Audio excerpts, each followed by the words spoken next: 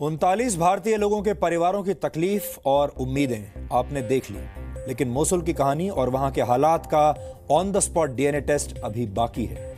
इस वक्त जी मीडिया की एक टीम इराक के मोसुल शहर में मौजूद है।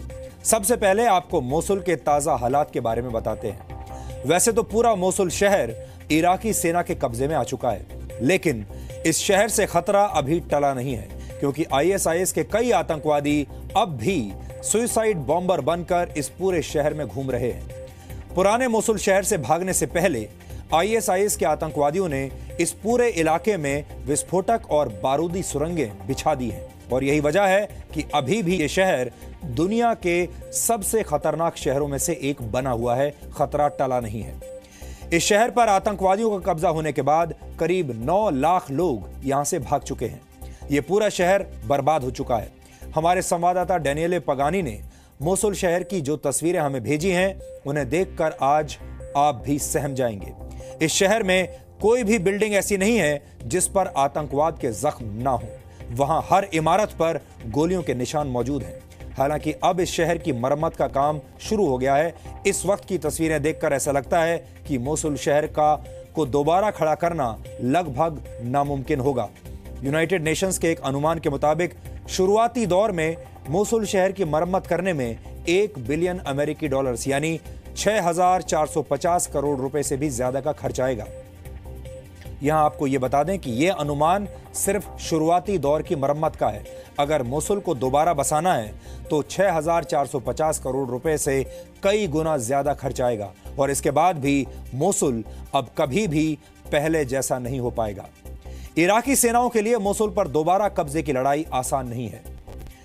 जून 2014 को 30 लाख की आबादी वाले मोसुल शहर पर आईएसआईएस के आतंकवादियों ने कब्जा कर लिया था। शुरुआत में आईएसआईएस के सिर्फ 1300 आतंकवादियों ने लड़ाई शुरू की थी, लेकिन कुछ ही महीनों के अंदर आतंकवादियों की संख्या हजारों में पहुंच गई।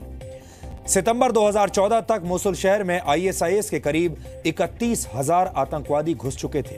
उस वक्त इराक की सेना के मुकाबले मोसुल में आतंकवादियों की संख्या का अनुपात 8 के मुकाबले 1 का था, यानी इराकी सैनिकों की संख्या आतंकवादियों के मुकाबले 8 गुना ज्यादा थी। लेकिन इसके बावजूद इराकी सेना हार गई। 2014 में जब मोसुल पर आईएसआईएस का कब्जा हुआ तो इसे आतंकवादियों ने अपनी सबसे बड़ी सफलता माना था, सबसे बड़ी जीत माना था। आईएसआईएस के प्रमुख अबू बकर अल बगदादी ने मोसुल की ही अल नूरी मस्जिद से खुद को खलीफा घोषित किया था। इस शहर को आजाद करवाने के लिए 2 बड़ी लड़ाइयां हुई। सुरक्षा बलों के जवानों ने इस शहर के पूर्वी और पश्चिमी हिस्से से आतंकवादियों के खिलाफ युद्ध शुरू किया। इराकी और कुर्दिश सैनिकों को अमेरिका का भी पूरा समर्थन मिल रहा था। मार्च 2017 से आतंकवादियों के खिलाफ यह लड़ाई और तेज हो गई, और फिर अगले 4 महीनों में आईएसआईएस के आतंकवादियों पर 56 बार एयर स्ट्राइक्स की गई। अप्रैल के आखिर तक इराकी फौज ने मोसुल के एक बड़े हिस्से पर वापस कब्जा पा लिया था, और आईएसआईएस के आतंकवादी सिर्फ शहर के पुराने हिस्से में ही मौजूद थे। लेकिन वहां भी हजारों आम नागरिक फंसे हुए थे, और यही वजह है कि पूरे मोसुल पर दोबारा कब्जा पाने में बहुत से आम नागरिक भी मारे गए। आखिरकार 9 महीने की लड़ाई के बाद इराकी सेना ने मोसुल पर दोबारा कब्जा कर लिया, लेकिन यहां से भागने से पहले आईएसआईएस के आतंकवादियों ने मोसुल की 700 साल पुरानी अल नूरी मस्जिद को नष्ट कर दिया। मोसुल को आजाद कराने वाली इराक की फौज ने यह बता दिया है कि आतंकवाद को उसी की भाषा में जवाब देकर हराया जा सकता है। आतंकवादियों से बातचीत का कोई मतलब नहीं होता। आतंकवादी सिर्फ गोली की भाषा समझते हैं। कश्मीर में हालात मोसुल जैसे तो नहीं है, लेकिन फिर भी आतंकवादी हर रोज हमारे सुरक्षा बलों को चुनौती देते रहते हैं। इराक की सेना ने मोसुल को जीतकर पूरी दुनिया को यह संदेश दिया है कि अगर एक बार पूरी इच्छा शक्ति के साथ आतंकवाद के खिलाफ लड़ाई लड़ी जाए तो इसे खत्म किया जा सकता है।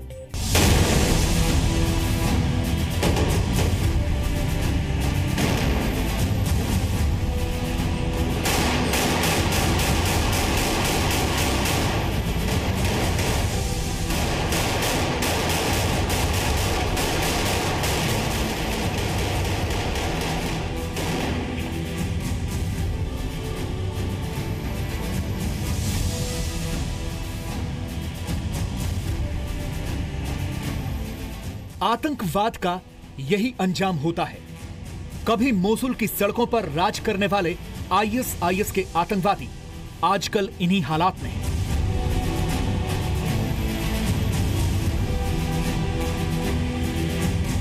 इराकी सेना इन आतंकवादियों के कपड़े उतारकर मोसुल की सड़कों पर उनकी परेड करवा रही है।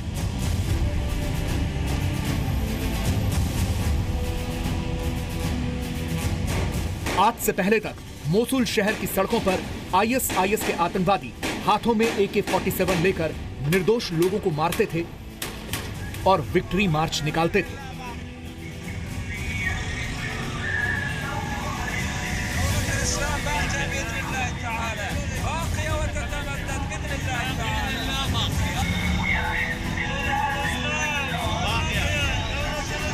लेकिन अब उसी शहर की सड़कों पर रात के अंधेरे में इराक के प्रधानमंत्री ने विक्ट्री मार्च निकाला है।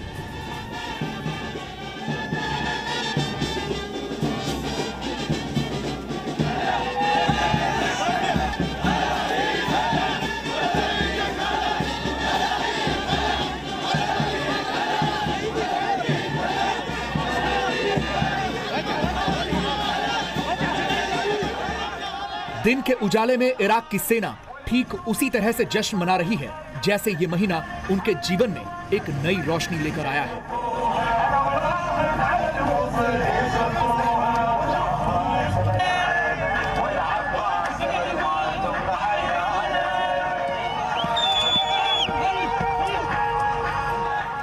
हजारों की संख्या में लोग अपने घर से बाहर निकलकर बहादुर सैनिकों का स्वागत सत्कार कर रहे हैं।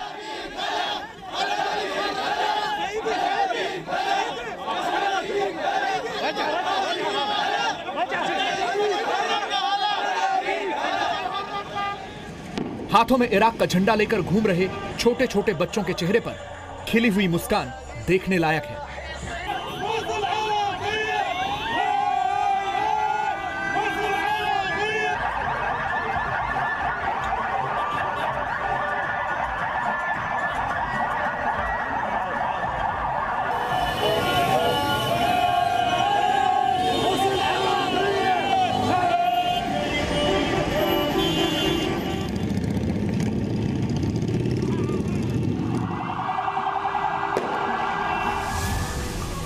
मोसुल करीब करीब आईएसआईएस के कब्जे से आजाद हो गया है, लेकिन शहर में अभी भी आईएसआईएस के आतंकवादी सुसाइड बॉम्बर बनकर घूम रहे हैं और शहर के पुराने हिस्से में आतंकवादियों ने कई जगहों पर बारूदी सुरंगें भी बिछाई हुई हैं, जिसकी वजह से सुरक्षा बलों के लिए शहर के इस हिस्से के अंदर दाखिल होना अभी मुश्किल है। This behind me is just one example of the level of destruction close to the old city, the western part of Mosul. So this is what the Iraqi government has to deal with now that the battle is more or less over. I say more or less because there are still sleeping cells perhaps within the city. IEDs needs to be cleared, booby traps, explosive that the Islamic State left before retreating and before getting defeated. It'll take a long time. So when we talk about what a city, how does a city looks like after a conflict, this is it. بلغنا من قائد عمليات قادمون إلى نينوى فريق عبد الأمير، فريق ركن عبد الأمير يرى الله، بلغنا بأنه يصير تريث بالعمل بهاي المناطق القديمة، لأنه يعني الجهد الهندسي يقوم بتطهير هاي المناطق من الألغام، من العبوات اللي موجودة، من الأحزمة الناسفة الموجودة. Mosul में मौजूद जी media की team ने पुराने शहर की तरफ जाने की कोशिश की, लेकिन पुराने शहर की सड़कों पर मलबे का ऐसा ही ढेर लगा हुआ है। मोसुल शहर पूरी तरह से बर्बाद हो चुका है। कभी हंसता खिलखिलाता 30 लाख की आबादी वाला ये शहर किसी शमशान घाट जैसा लगता है। चारों तरफ मुर्दनी सी छाई हुई है। I'm standing right now in front of the civil defense headquarters inside the city of Mosul. What do these people do? They collect all the corpses lying underneath the rubble in the city of Mosul every day, tens of corpses. People come here, they demand, they ask them to go and find their families. They have no news for their families. And the access to the old city of Mosul has been blocked because there are many improvised explosive devices and booby traps, therefore it's too dangerous. टूटी हुई बिल्डिंगें, बर्बाद हो चुकी सड़कें, रोते बिलखते बच्चे और डरी हुई महिलाएं। बस यही मोसुल की हकीकत है।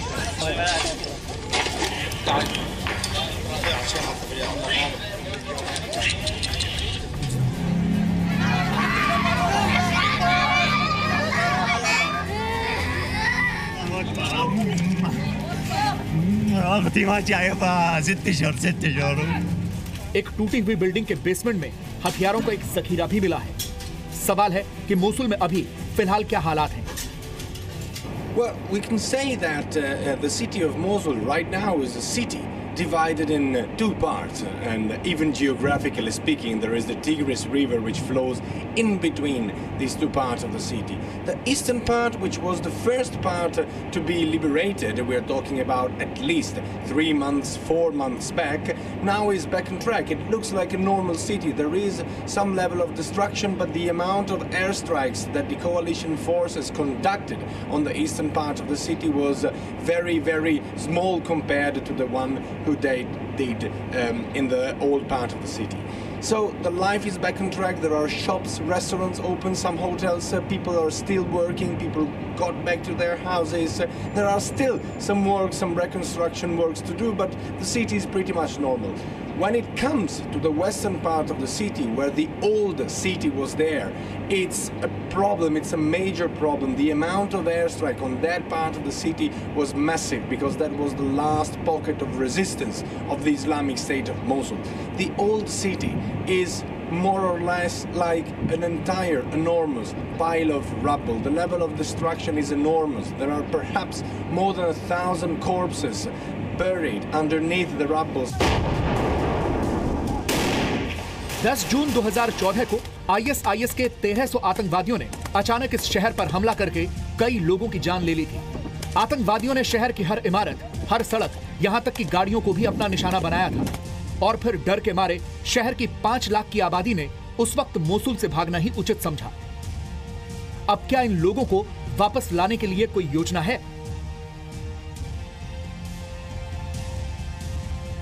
Terrorism forces and the Iraqi army are clearing the very last and very little pocket of resistance. Often when we say pocket of resistance, we imagine like some cells, some groups of 10 people resisting. Here we can only talk about perhaps one militant who's hiding on a roof and still holds a sniper rifle. Yesterday, when we were waiting to try to access the old part of the city of Mosul, which was then impossible because it was too dangerous, there was sporadic fighting, sporadic gunshots. So this is the situation. Yes, the city is liberated, but the Iraqi army are still fighting on the ground. इस शहर में न जाने कितनों ने अपने पिता को खोया, कईयों से उनकी मां और बहनों का साया छिन गया, लेकिन आज इन सभी लोगों के चेहरे पर इस बात का सुकून है कि आजादी ने इनके घर में कदम रखा है। लेकिन क्या यह कहा जा सकता है कि मोसुल पर इराकी फौज की पूरी जीत हो चुकी है?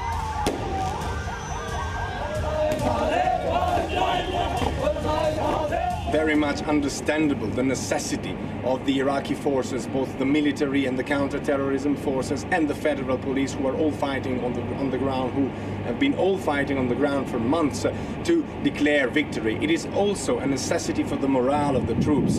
There is the need of declaring victory, but yes, there are still some places which are controlled by ISIS. One is the town of Hawija, southwest to Mosul. One is the town of Tal Afar on the eastern side of Mosul. And also there are some small villages which are being used by the Islamic State.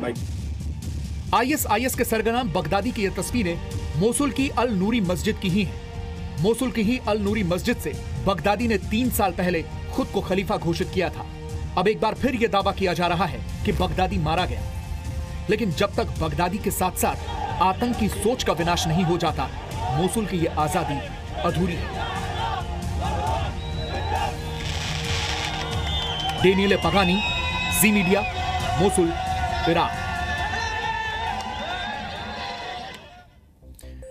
जिस तरह की reporting अभी आपने देखी, ऐसी reporting करना अब fashion में नहीं है, लेकिन हम चाहते हैं कि यह परंपरा जिंदा रहे और आपके अंदर ऐसी सार्थक रिपोर्टिंग देखने की आदत बनी रहे। और इसीलिए आपने देखा होगा कि जी मीडिया की टीम दुनिया की मुश्किल से मुश्किल जगहों पर और कठिन परिस्थितियों में हमेशा ग्राउंड रिपोर्टिंग करती है।